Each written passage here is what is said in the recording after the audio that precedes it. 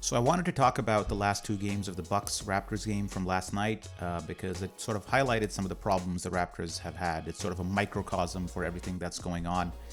Let's start with the first one. This is the game-winning play where the Bucks have Giannis in a very traditional high screen with Brook Lopez, a play they run about 20 times a game. All the high screen here has done is yielded a switch of Barnes on Giannis and OG on Lopez, which is not exactly the worst matchup for the Raptors as Barnes' length is at play, and that's about the best you can do when checking Giannis. So far, everything is going according to plan, as in these situations, you generally fight through the screens instead of trying to chase switches. It's just quicker to get back into coverage that way. The problem comes right here as all five Raptors collapse in the paint. The Raptors have sent strong side and weak side help, giving Giannis plenty of options to pick from. In my view, this is only a case where strong side help is needed because the weak side defenders can just stick to where they are. They don't need to be helping for two main reasons. First, a weak side player like Fred or OG is not actually able to pressure the ball since Giannis is facing the other side of the court. So unless they successfully poke the ball from the back or something like that, it's really not doing much. Second, they're better off playing the passing lanes instead of being redundant in some weird aggressive triple team. To force a pass, you don't need to send 4 additional guys, just one guy from the right angle. The Raptors don't seem to understand this and send pretty much everybody on this play. Look at the guys in the paint. All 5 Raptors are in the paint. Especially in this frame. Look at Fred in this frame. He's doing absolutely nothing but making the decision easier for Giannis, who barely even has to think about what he needs to do because the Raptors have made the decision for him. Fred, as he has shifted into the paint, has actually conceded a pretty nice angle of a pass from Giannis to Allen in the corner. Like, even if he was just standing baseline, that pass would have been tougher, but he chooses to actually go to the worst possible spot on the court.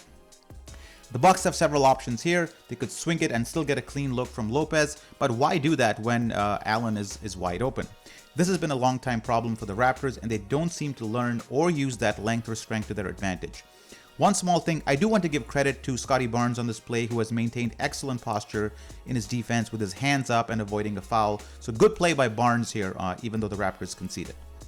Let's move on to the next one. This is the ensuing play, and I'd like you to focus on 4 things. So I hate to, bring this play back into our memories, but it is important to look at because this, as I said, this does serve as a microcosm for what's going on with the larger team.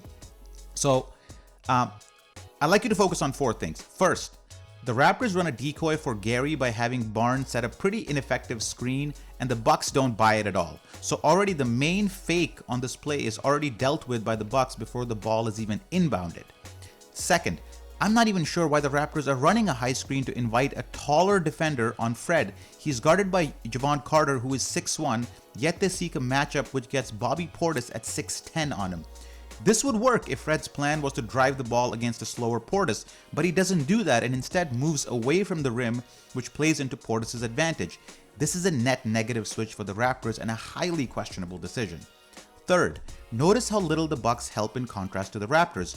The Raptors also have run a high screen, except when Fred moved away from the rim, it gave the Bucks even less reason to send an extra defender and potentially leave someone else open, especially again since Portis is so much taller.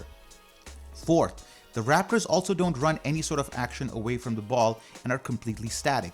OG, Scottie, Gary, and Siakam are literally just standing there watching the play, and the Bucks already have a taller defender on him, so they don't need to do anything at all. They don't need to send help or do anything different because the Bucks have the matchup that they want on the ball. This ends up in quite a poor shot and one that the Bucks will happily live with. Unlike the 3 which tied the game earlier, where there was some movement and the Raptors put a creative offensive player in Gary in a scoring position, here we do nothing and just hope for Fred to bail us out with a low percentage shot. Very poor play, an entertaining game, but ultimately poor execution down the stretch cost the Raptors. This team just hasn't figured out how to win.